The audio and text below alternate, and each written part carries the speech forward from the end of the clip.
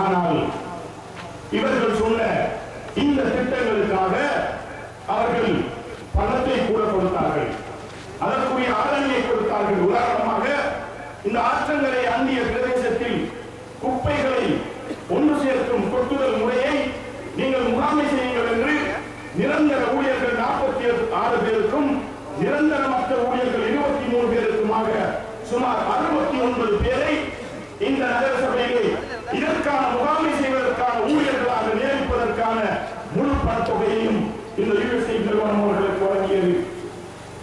இதன் மூலம் அவர்கள் அடையாளம் கண்ட பிரச்சனைகள், இந்த ஆற்றங்கரை மாசடைகிறது, கரையோர சூழல் மாசடைகிறது, பாடசாலைகள் பிரச்சனைகளை எதிர்நோக்குகிறது, வீதிகளிலே குப்பைகள் வந்து குவிகிறது.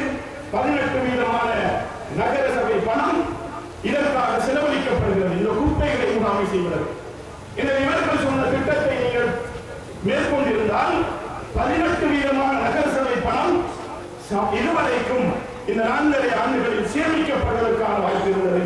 ஆனால் நீங்கள் அதனை சரியாக செய்யவில்லை. எனவேதான் அவர்கள் சொன்னார்கள், சில முன்மொழிவுகளை செய்தார்கள்.